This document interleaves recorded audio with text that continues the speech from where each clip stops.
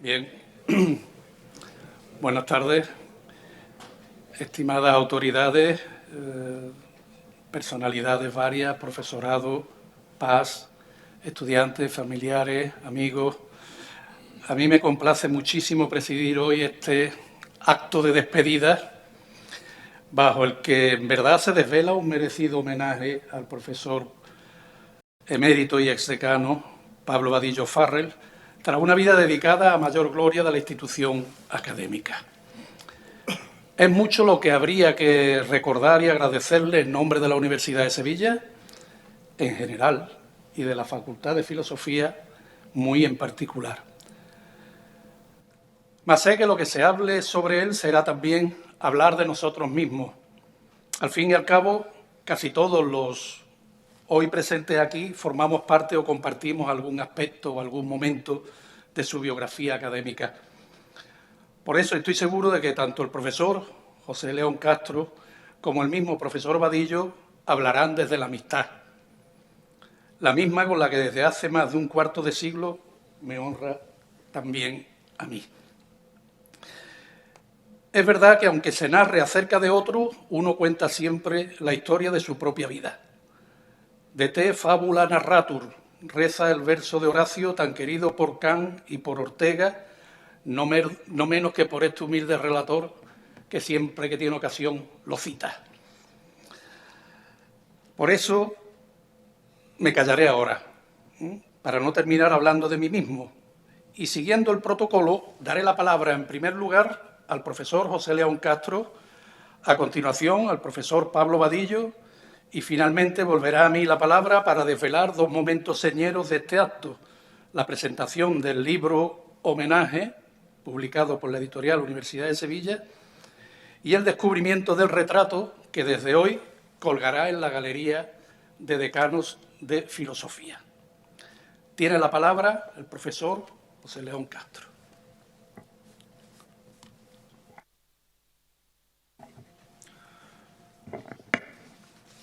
Muchas gracias. Ilustrísimo señor decano, autoridades académicas, señoras y señores.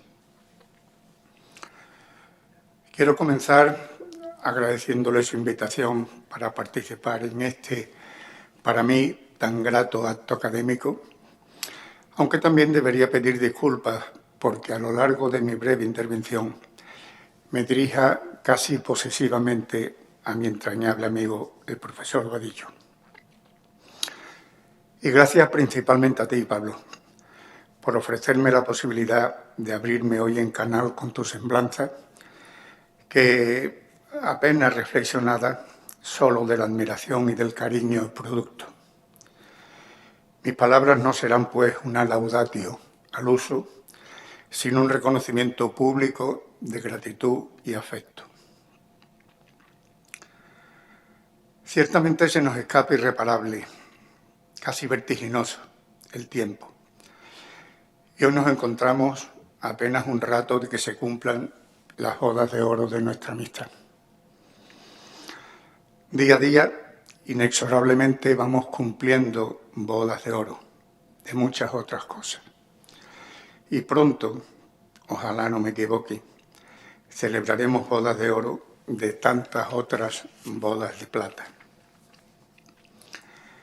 Echo la vista atrás, muy atrás, y evoco cuando en aquel primer patio, no el del ascensor, la única y gran obra del profesor Navarrete Urieta. Solíamos coincidir algunos ya profesores, otros que comenzábamos nuestra andadura universitaria, y entre ellos el profesor Vadillo y yo. Acabo de remontarme a aquellos años de nuestra querida Facultad de Derecho de la calle San Fernando, en la que a diario convivíamos con muchos conocidos, compañeros y algunos solos, contados amigos. Y es que en la amistad hay ciertas reglas que al compañerismo le son ajenas. Son obvias algunas. La primera, y desde luego no la menos importante, es la lealtad. porque en nuestro bienestar un amigo sabrá encontrar su propia gratificación, en tanto que al compañero solo le interesará, si acaso, su personal beneficio. Asimismo, el amigo buscará siempre para nosotros su mejor disposición. Nos otorgará sin titubear su más preciado activo, su tiempo, sin jamás esperar contraprestación alguna. En tanto que un compañero acudirá, se nos ofrecerá solo cuando el tiempo le sobre. Y naturalmente entonces pasará por nuestra vida como un episodio fugaz, a lo sumo como una efímera etapa. Por último, aunque en lugar absolutamente preeminente, la complicidad con la que se desvanecen los secretos, se regalan los consejos, siempre desde el espíritu más desinteresado. En tanto un compañero ni habrá sido acreedor a participar de los unos, ni merecerá nuestro crédito para aspirar a los otros. Lealtad, generosidad y complicidad fueron los baluartes que sustentaron una relación ininterrumpida hace ya 49 años. Con tanta razón como belleza nos enseña Aristóteles que la amistad es un alma que habita en dos cuerpos, un corazón que habita en dos almas. El profesor Vadillo y yo pertenecemos a una generación tópicamente conocida como la de mayo de 68. Pero en todo caso es posible que aquella generación fuera la última heredera de las viejas universidades europeas. Ese año, 1968, ocurrieron muchas cosas. Señalaré algunas para ubicar a los oyentes más jóvenes o a los más olvidadizos. Maciel ganaba el Festival de Eurovisión, lo máximo que España podía aspirar por aquel entonces, si bien fuera hurtándoselo a Juan Manuel Serrat. Ese año nació nuestro actual jefe del Estado. Fue un tiempo de muchas sombras y el mundo entero amenazaba con romperse. ETA iniciaba su siniestra historia regando el país de sangre inocente. Guinea, Fernando Poo y Río Muni alcanzaban su independencia. En la antigua Checoslovaquia se saludaba la primavera de Praga. El eximio jurista René Cassin obtenía el Premio Nobel de la Paz. En Estados Unidos se asesinaba a Martin Luther King y a Robert Kennedy. Y el Papa Montini publicaba La Humane Vitae. Eran tiempos aquellos tan complejos como auténticos. Del prohibido prohibir a la imaginación al poder. No obstante, en aquella vieja facultad de Derecho la vida seguía bastante igual. Los profesores Clavero y Olivencia eran sus decanos a comienzos y a finales de ese año 1968, respectivamente, y el profesor Calderón Quijano, rector de la universidad. Pero sería unos años más tarde, allá por 1973, cuando conocí al profesor Vadillo, por cierto que en unas circunstancias muy tristes para mí. Pronto los pasillos de la facultad y la cafetería de Genaro fueron nuestro particular territorio a modo de modesto homenaje a la escuela peripatética. Por ellos desfilaban taciturnos, aburridos, algunos de los que luego serían, con mayor o menor fortuna, protagonistas de nuestra historia política más reciente. Pero con Pablo, sencillamente, no era posible el aburrimiento.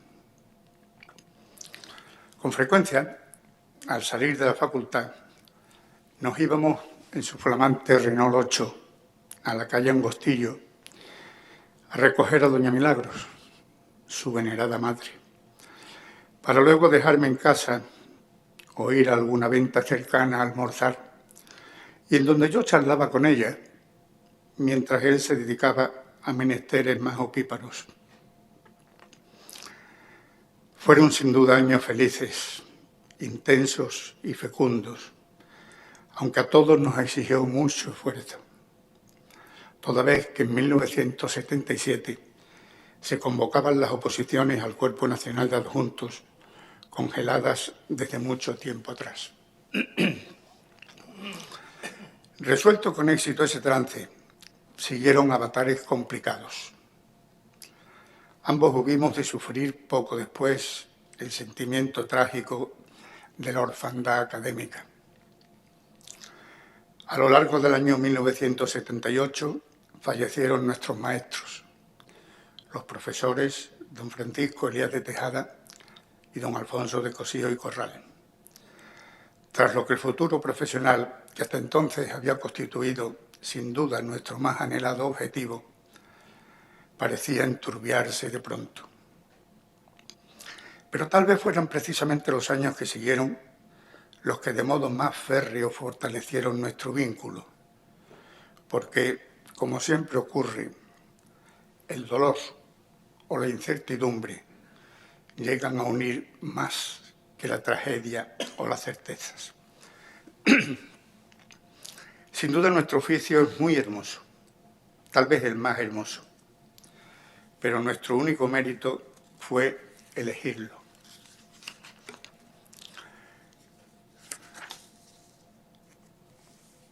Elegirlo y hacerlo como nuestros maestros nos lo enseñaron, con el compromiso por nuestra parte de esforzarnos en transmitirnos tal como nos había sido legado. Durante aquellos años pude ir día a día descubriendo la inmensa talla humana de Pablo, sus insuperables dotes de conversador y compartiendo una supervivencia resignada y muy dura. Estoy convencido que su prodigiosa memoria lo transportará a una época en que un amigo más joven y optimista que nosotros trataba de animarnos cantándonos que la vida era ancha y hasta el más duro de los golpes se olvidaba. Cuán cierta resulta ahora la afirmación de Antonio Gala, según la que, ya que la vida es corta y no podemos alargarla, tratemos al menos de ensancharla. Pablo se refugió en la lectura. Siempre fue un auténtico devorador de libros. Y en su espléndida biblioteca, su verdadero Sancta Sanctorum, encontró el bálsamo que poco más tarde adquiriría plena y feliz realidad con la irrupción de Pimpi en su vida. Tú, Pablo, tan amigo como alguna vez te has mostrado de musas y diosas, ahí habrás de concederme que hubo más fortuna que fama. Su vastísima cultura, su asombrosa capacidad de memorizarlo todo y su amenidad hacían que a diario profesáramos entre nosotros una verdadera ceremonia de culto a la amistad. Podría hoy decir de Pablo lo que un día mi maestro refiriera de mi padre cuando, describiendo al amigo, destacaba aquel carácter radicalmente serio, inagotablemente curioso, ante todo, poseedor de un más que fino sentido del humor, siempre dispuesto al mayor de los sacrificios, el de su propio tiempo, y todo por dar culto a la amistad.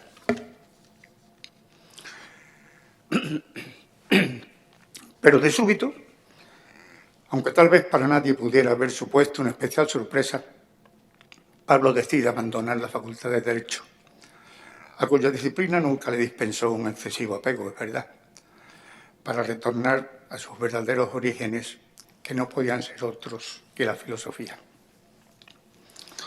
Creo que fueron dos factores los que desencadenaron el dilema entre el jurista y el pensador, y los que acabaron decantando la solución definitiva a su porvenir universitario. Y aunque a menudo él afirma que no hizo seguir la huella siempre presente de su maestro, la realidad es que la personalidad del profesor Vadillo no admitía ya otro itinerario.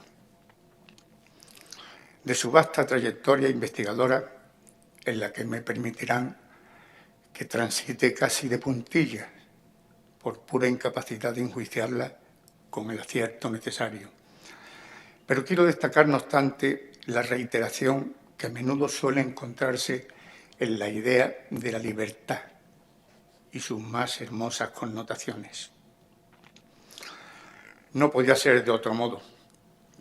Yo no me imagino a Pablo escudriñando desde la exposición de motivos hasta la disposición derogatoria de la Ley de Enjuiciamiento Civil o de la General Tributaria, como tantos otros tan pobres de espíritu, que solo aspiraban a sabérselas de memoria, olvidando lo que con su habitual agudeza afirmaba Goethe, de que quien pretenda conocer todas las leyes no hallará tiempo para infringirlas. Él habría respondido, si acaso, al tipo de jurista que describiera Evelyn, el hombre que busca en las instituciones jurídicas la luz necesaria, sí, pero también, en todo caso, su belleza. O Platón, para quien la búsqueda de la verdad confluye en el ideal no tanto de lo bueno y de lo justo, cuanto de lo bueno y lo bello. Ese era más su perfil, que diría un moderno. Si alguien conozco que pueda legítimamente enarbolar la bandera del liberalismo, ese es desde luego el profesor Vadillo. Pablo aquilató su valor, convencido con Jaime Balmes de que la libertad del entendimiento consiste en ser esclavo de la verdad y la libertad de la voluntad en ser esclavo de la virtud. O dicho con palabras de Hegel, la libertad es simplemente la necesidad comprendida. Y Pablo jamás precisó definirla, porque la llevaba a cabo a diario simplemente con su talante. Él, probablemente más que ningún otro, fue y será siempre un espíritu libre. Digo espíritu, y perdónenme que por un instante pise los terrenos siempre farragosos de la psicología, porque entiendo que la libertad interna es la libertad moral, en tanto capacidad para conducir la propia vida conforme a los propios criterios. El fuero interno, en el que ningún agente exterior puede penetrar. Es decir, todo lo que podríamos llamar la libertad de ser, no la de estar. La libertad, en suma, de poder ser y decidir en cualquier ocasión por uno mismo, en tanto que la libertad externa se limita a ser un hecho social siempre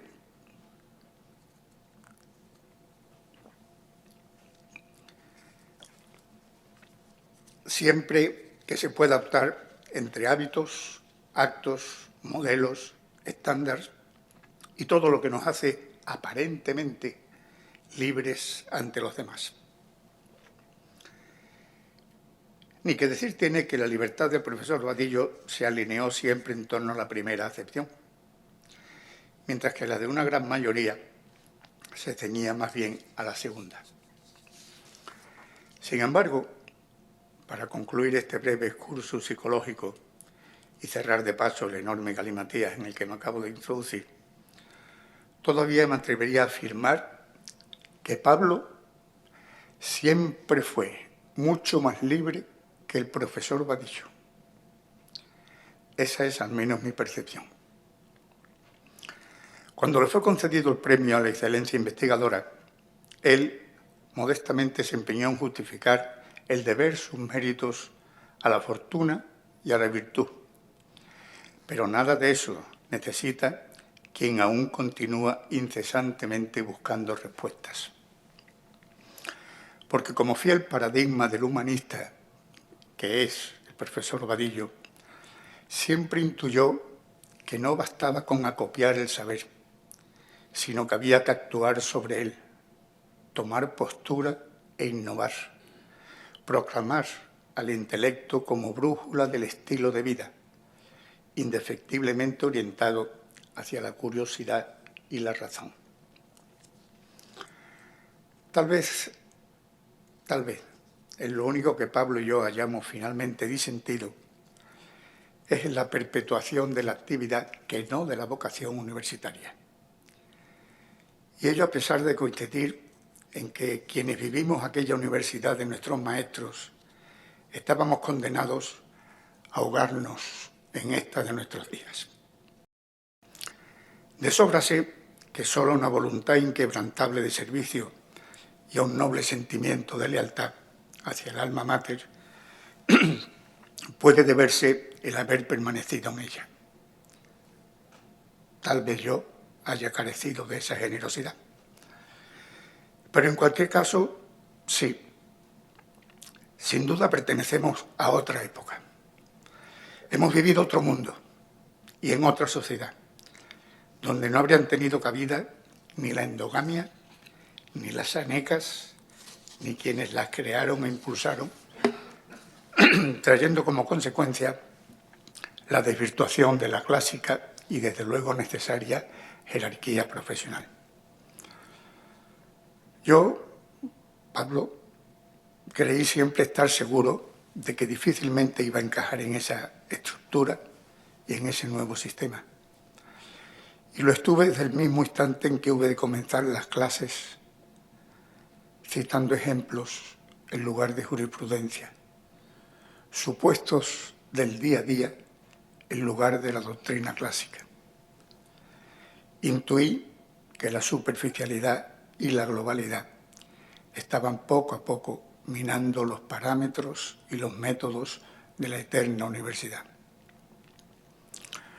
Hoy, ante la dicotomía entre las clases presenciales y las virtuales, se ha consumado el sacrificio del profesor, de la mejor lectura, de la reflexión, abandonándolo todo al Google y a la Wikipedia.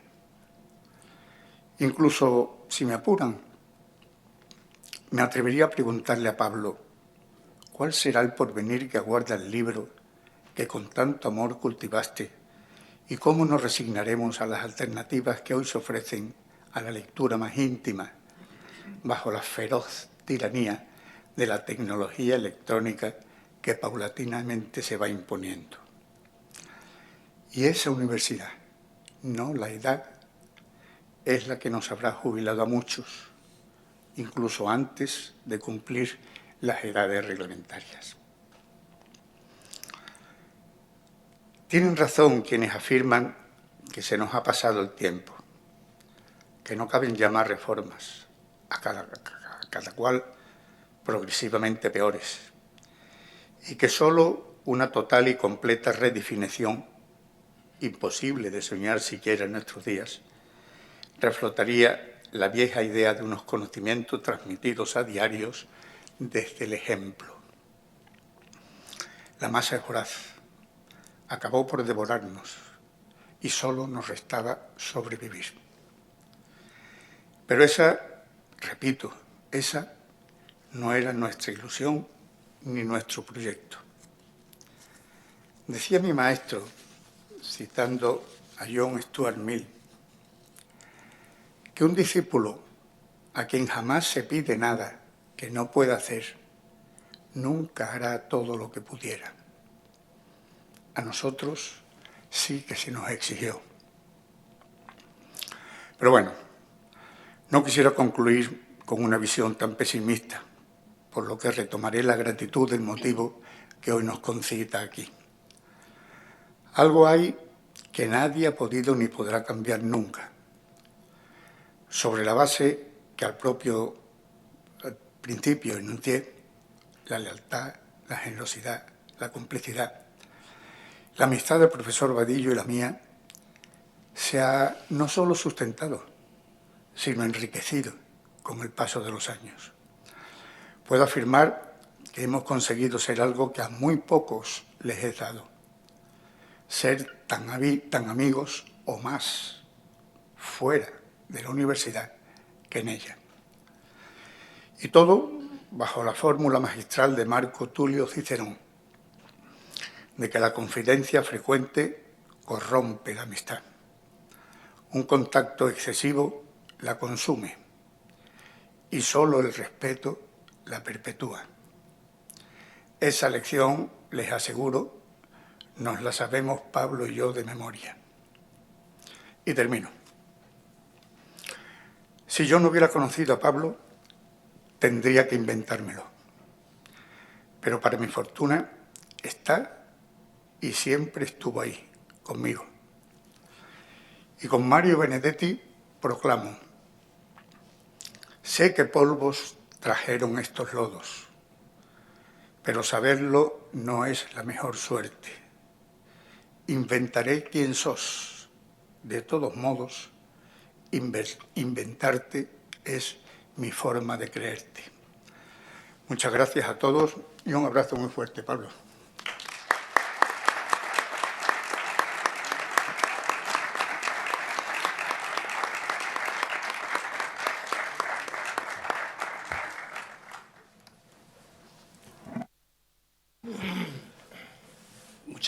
Muchísimas gracias, profesor León Castro, por tan bella y sentida rememoración. Tiene la palabra a continuación el profesor Vadillo. Muchas gracias, señor decano. Ilustrísimos decanos y amigos, ilustrísimas autoridades, señora directora de la editorial de la Universidad de Sevilla, estimados colegas, señoras y señores. Mis primeras palabras deben de ser de gratitud por este acto doble en el que se me honra como profesor y como antiguo decano de la facultad, que abandono al fin la carrera de docente después de haber cumplido las bodas de oro con la misma. Como arranque de mi intervención, debo decir que se me arremolinan los sentimientos y las palabras que debo pronunciar, ya que por una parte me vienen a la cabeza múltiples imágenes e historias de una ya muy dilatada vida académica que debo ir aquilatando y encajando, y por otra responder a las palabras de mi querido y viejo amigo el profesor León Castro, que aparte de haberme emocionado hasta lo más hondo de mí, creo que muestran la profunda amistad que nos une y el intenso conocimiento de mi persona que en ellas se manifiesta. Por ello, creo que lo más indicado es que mi intervención continúe por el sendero, con todos mis respetos a los presentes, de una especie de conversación privada en voz alta con el viejo y querido amigo. Si nos referimos a lo primero, no tengo más remedio que coincidir con el profesor León Castro en que, aunque aún muy claras y diáfanas en mi retina, las primeras imágenes de mi vida universitaria y docente están, asimismo, ya en buena manera teñidas de melancolía. Como bien ha referido, querido Pepe, la mayoría de aquellos que nos sirvieron de guía, normal por pura cuestión biológica, como bastantes de los que fueron nuestros compañeros de singladura académica, ya no están con nosotros. Aún mantengo con nitidez las imágenes e incluso los tonos de voz, eso que muchos temen perder en su memoria, de bastantes de nuestros profesores y compañeros de aquellos primeros felices años. El escenario de aquella vieja universidad en los que nos resaltaba muy fácil coincidir a la hora del café con filólogos e historiadores, pero también con físicos y químicos e incluso matemáticos, y ello fue difuminándose poco a poco. Recordarás aquella larga huelga de adjuntos en la que en la sala de juntas de nuestra querida Facultad de Derecho había muchas batas blancas. Creo que por primera vez y única en la historia. En muy poco tiempo aquellas imágenes de la vieja universidad se fueron desvaneciendo y todos los científicos de batas blancas dejaron el edificio de la fábrica de tabacos y se trasladaron a Reina Mercedes, junto a las muy recientemente creadas escuelas técnicas, donde comenzó a surgir el poder que iba a monopolizar la futura universidad. Nuestra vieja universidad comenzaba ya en aquellos momentos un cambio de ciclo. En ese carrusel de imágenes que desfilan ante mis ojos y mi memoria, debo coincidir contigo en que la sensación mayor es que nuestra época pasó irremediablemente y que por suerte o por desgracia nuestro mundo, en concreto el universitario, es, por decirlo con palabras de cierto ilustre austrohúngaro, el de ayer. En alguna ocasión me dijiste que en la actual universidad ya éramos invisibles y prácticamente dinosaurios, y debo darte plenamente la razón. Asimismo, recuerdo cómo, junto con otra persona muy cercana a ti y muy querida por mí, hablábamos en muchas ocasiones de nuestro idealismo o candor en la dedicación al mundo universitario presente, ya en el ocaso de nuestras vidas. Y cómo nos intentabas convencer de que no merecía la pena seguir luchando, ya que el tren había pasado.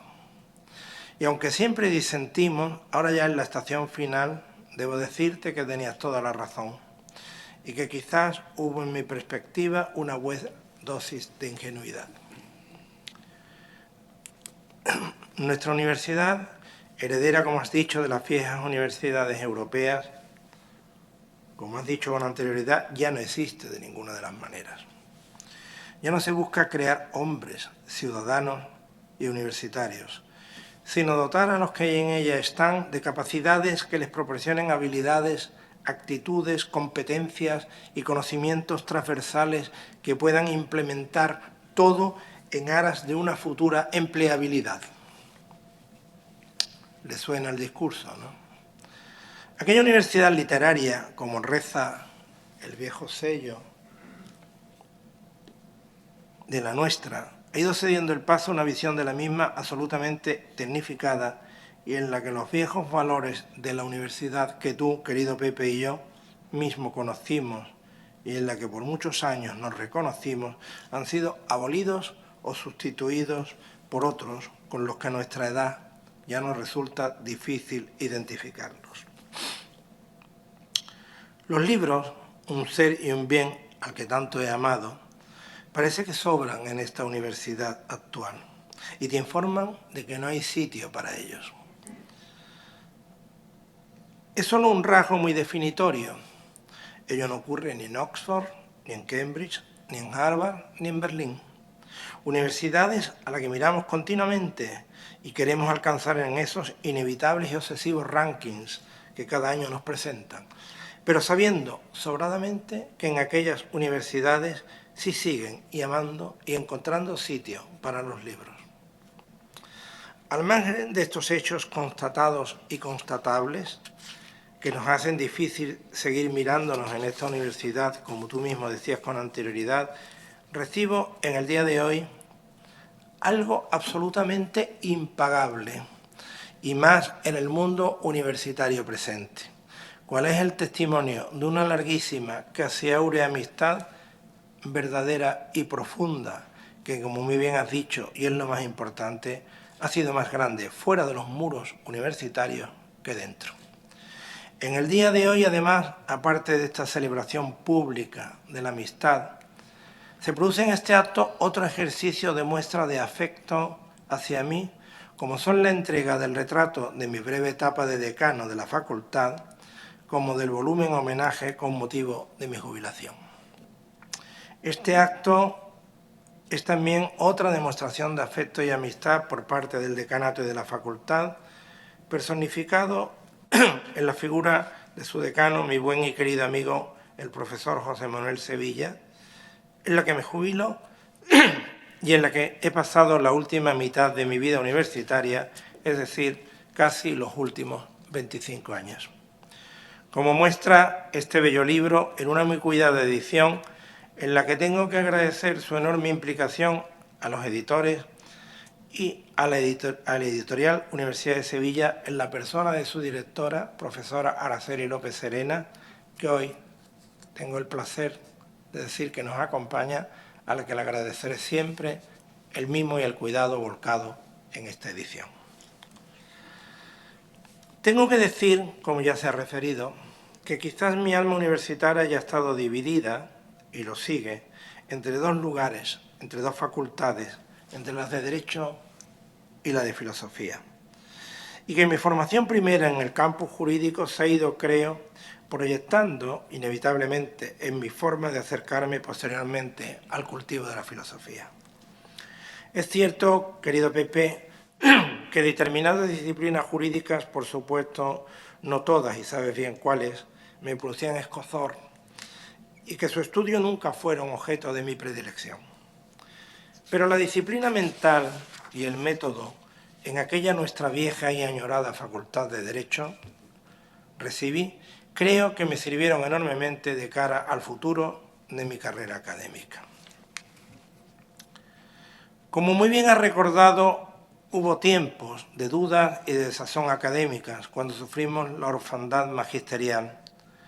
Pero creo que trayendo a colación las palabras que pronuncié cuando se me premió en 2019 mi trayectoria investigadora y que tú has mencionado en tu intervención, y aquello se me quedó en el tintero por la escasez de tiempo en mi Parlamento, junto a las dos categorías maquiavelianas a las que hice referencia, la virtud y la fortuna, ahora debo hablar de la tercera, que en aquella ocasión y por el motivo dicho no mencioné.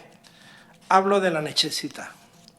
La necesidad de encontrar, como mejor pudimos, y faltos de maestro, palabra todavía utilizada en nuestra época y que tú y yo seguimos utilizando con satisfacción y orgullo, un camino que nos condujera a culminar nuestro iter honorum, que desde nuestra más temprana juventud fue nuestra vocación y deseo.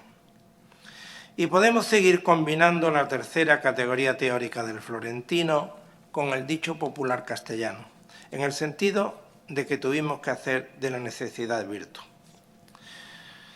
Es cierto que en aquellos años y en una situación académica de futuro no muy placentera para nosotros, tuve la fortuna, como has dicho, de que apareciera en mi vida la que está a mi lado desde hace 40 años, mi mujer. Dejé de frecuentar, como has referido, a musas y a diosas, y me volqué en cuerpo y alma en la que ha sido mi soporte, mi apoyo, y en una bella y vieja palabra utilizada con cierta frecuencia por mi maestro, Rodrigón de mi vida. Primera sesión del diccionario, no la confundan ustedes con la segunda.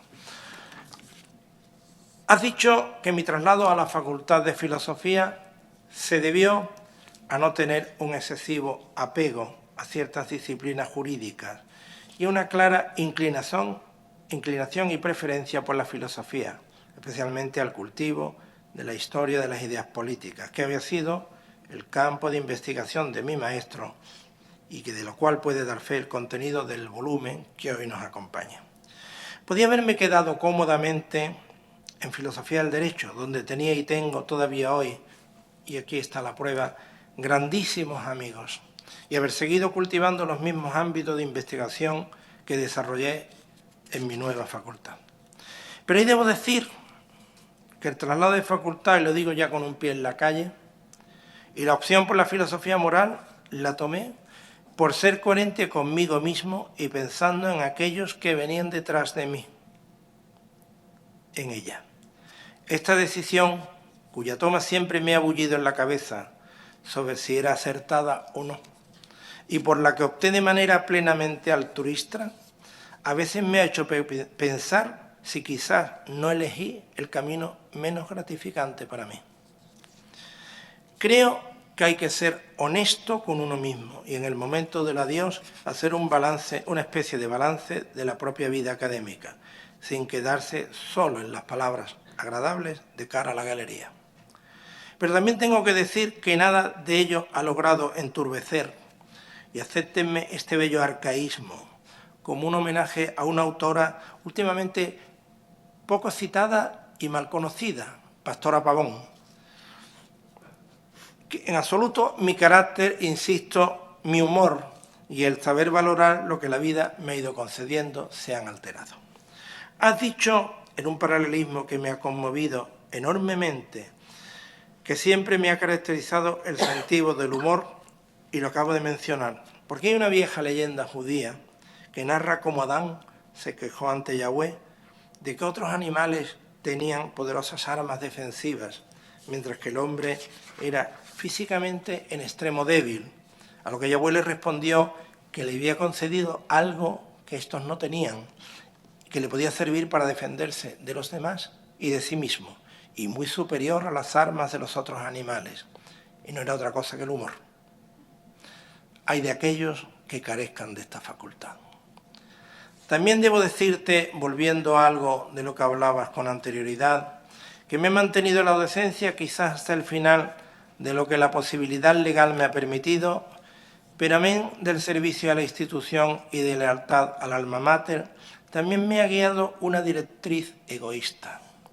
Debo decirlo paladinamente, porque debo reconocer que impartiendo especialmente la asignatura del máster, y me alegra tener hoy caras agradables para mí de antiguos alumnos de esta asignatura, me he sentido no solo a gusto, sino incluso os diría que en buena forma me ha hecho rejuvenecer intelectualmente.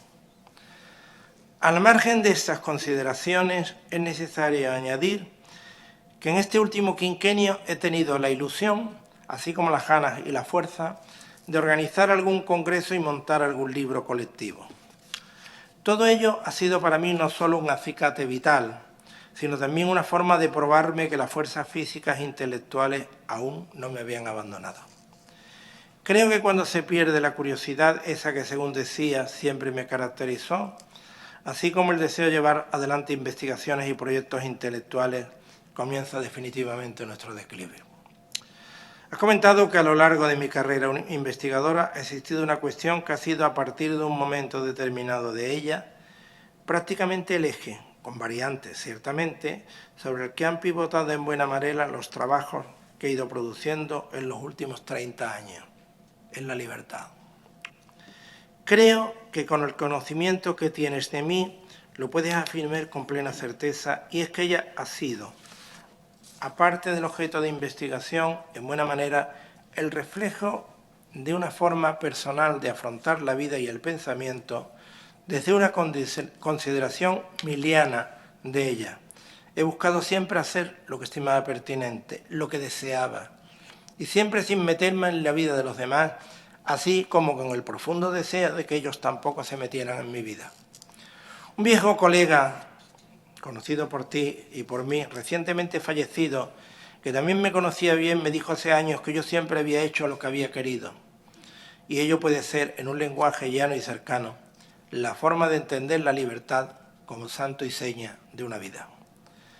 De las palabras de este acto tengo que decir algo que probablemente si no hubieras sido tú el autor de ellas, podrían aplicárseles lo que Stefan Zweig escribió en un libro publicado en 1926, hace casi un siglo, titulado La confusión de los sentimientos, apuntes personales del consejero privado R. Fondé, en el que un profesor es homenajeado con un volumen por una larga trayectoria universitaria.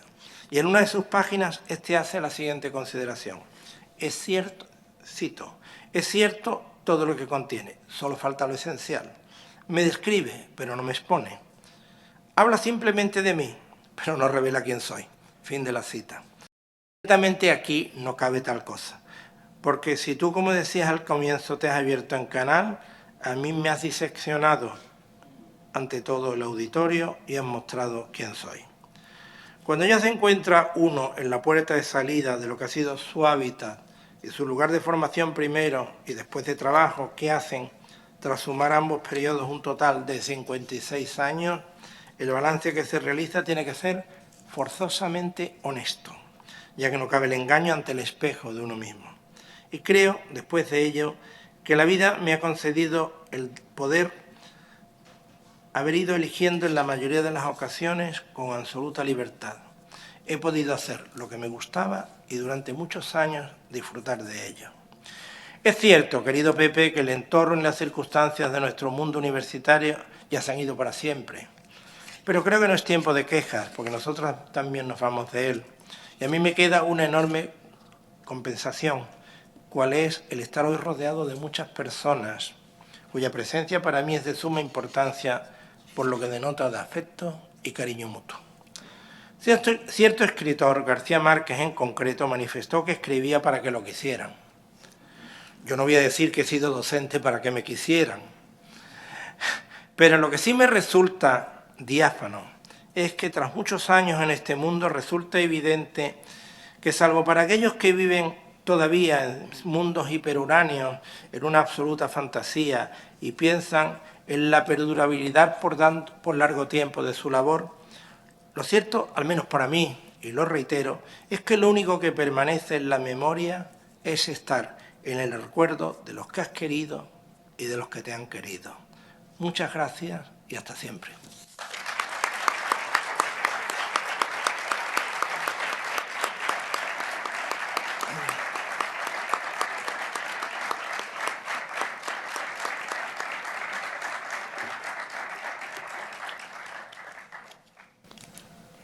¿Qué quieres? Apaga ahí, por favor. A ver si no se acopla. Bien, querido profesor Vadillo y mi querido Pablo,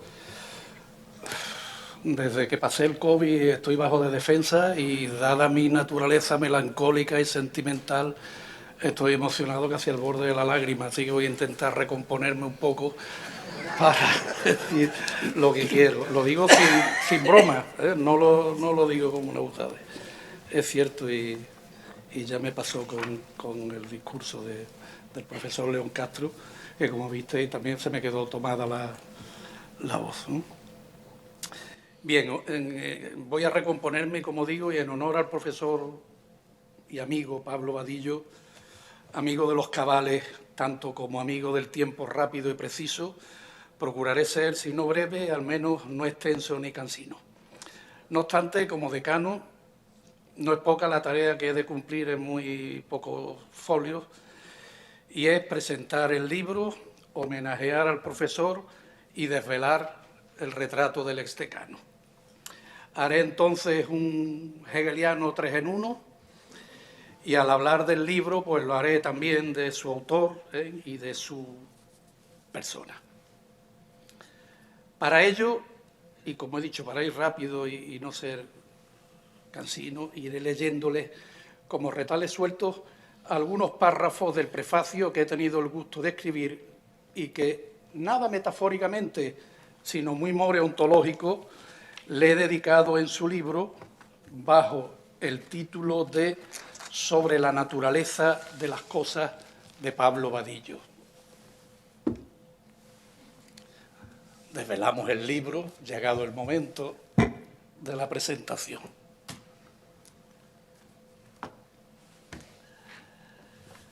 El libro, que ha sido publicado por la editorial de la Universidad de Sevilla y cuya directora, como ha dicho ya el autor, cuya directora Araceli López Serena, que está aquí presente, agradezco no solo a la disposición que ha tenido para acogerlo en la serie Homenajes, donde ocupa el número 8.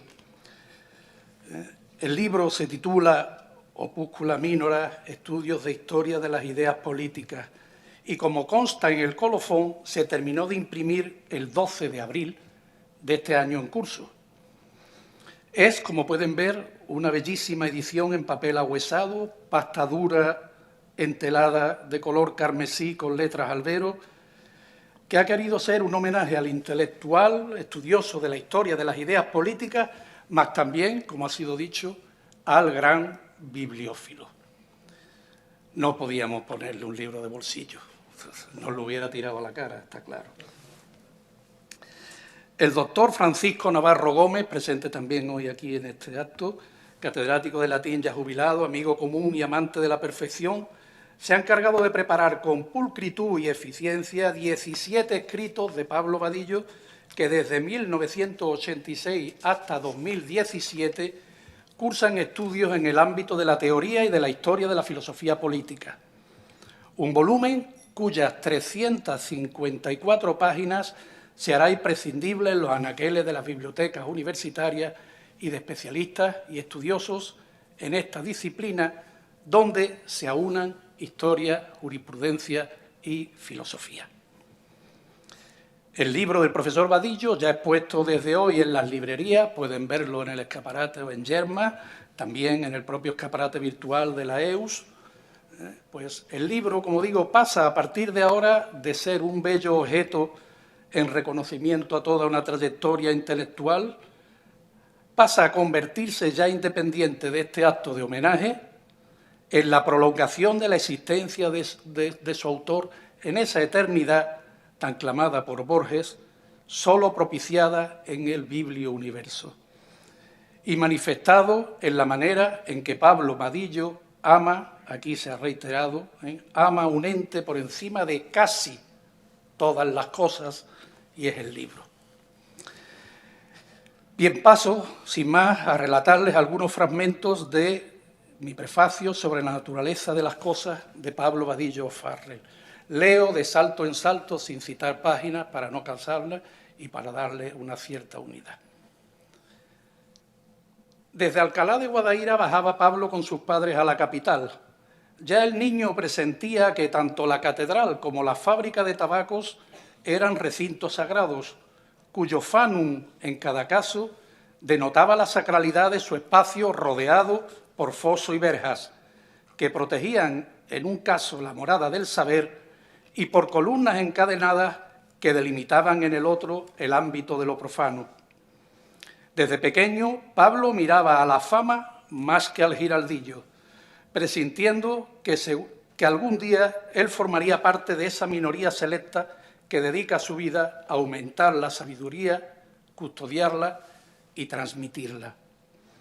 Hoy el profesor Vadillo mira añorante su puerta de derecho, de la que salió un día para entrar por el portón chirriante de la filosofía, llamado a fundar y dirigir el área de filosofía moral y de filosofía política en la Universidad de Sevilla, y entra por ella como por un secular pórtico de la gloria de quien ha alcanzado el jubileo. Vadillo ha vivido siempre en el entre de los mundos del derecho y de la filosofía, con tal dedicación que al final de su vida universitaria, que no académica, como bien se ha dicho, siendo decano de la Facultad de Filosofía, logró su empeño de traer a la luz un doble grado de Derecho y Filosofía, que con gran éxito lleva implantado ya 3 años en la Hispalense. En su trayectoria biográfica, Vadillo ya ha alcanzado la apoteosis de la fama en nuestro pequeño mundo. Es Premio Fama 2018 de la Universidad de Sevilla en la rama Humanidades. 19. Bien, pues, corrijo, 19. Yo estuve presente, ha sido un baile de fecha porque estuve allí y tuve ocasión de escuchar el precioso discurso en el Paraninfo, breve y contundentemente cargado de razón. Bueno, puede decir que es una errata que encontraremos en el libro.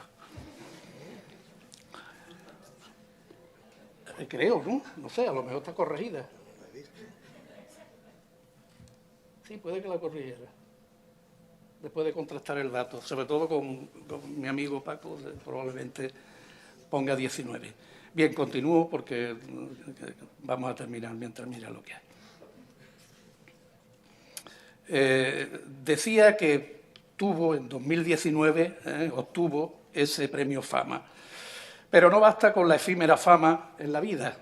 En la historia de la filosofía se permanece mediante una constancia y aportación en la biografía.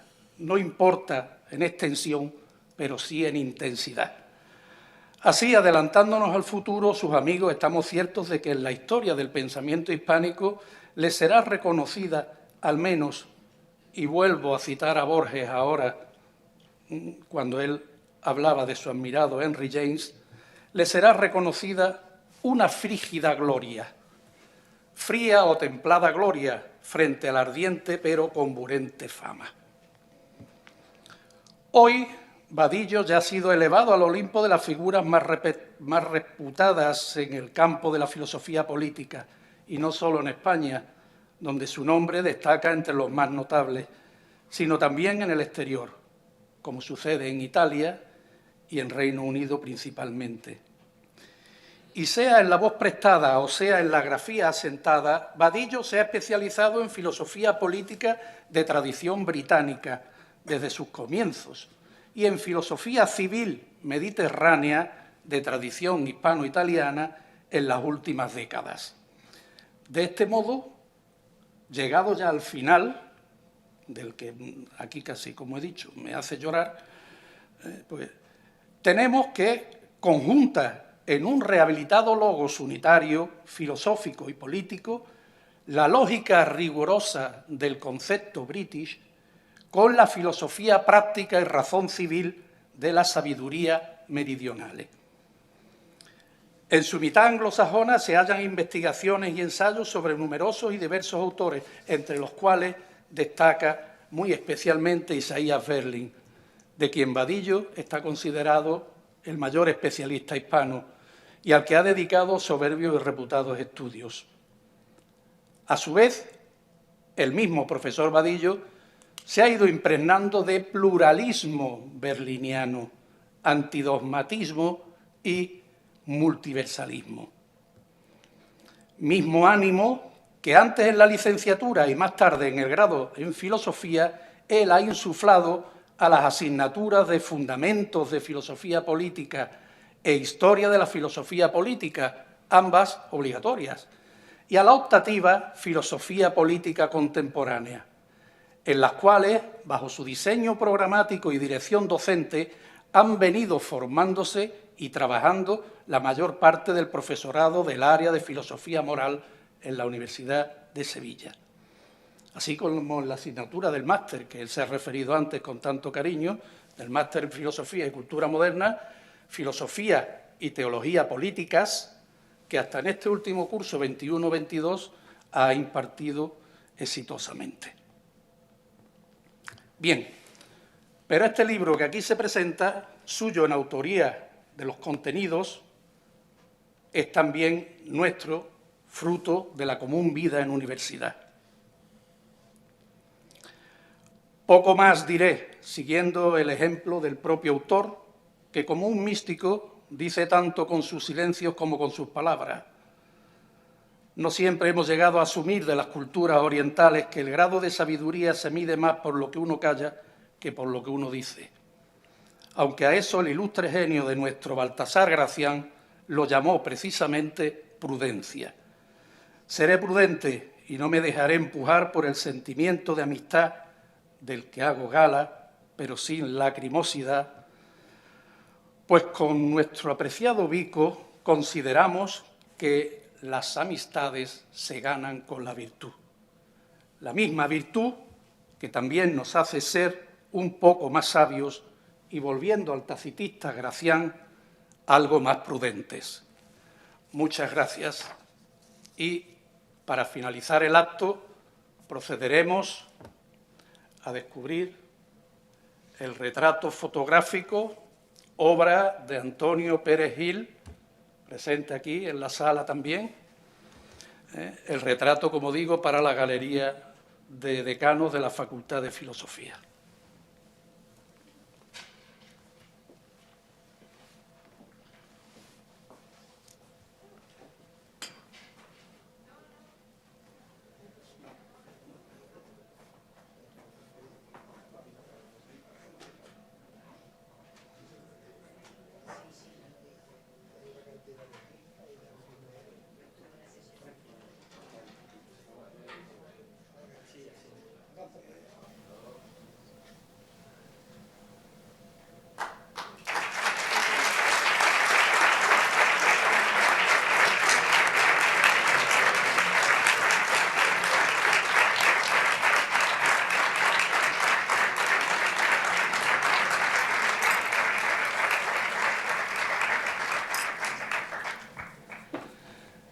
Bien, pues ya antes de levantar el acto,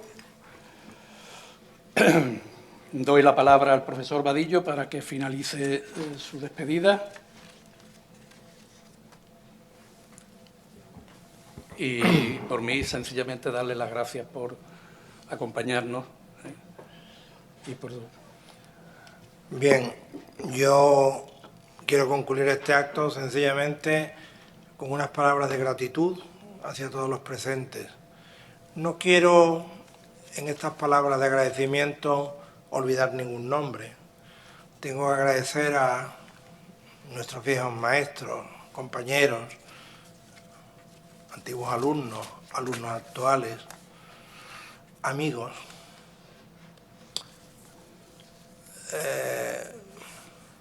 personas que también han sido importantes en mi trayectoria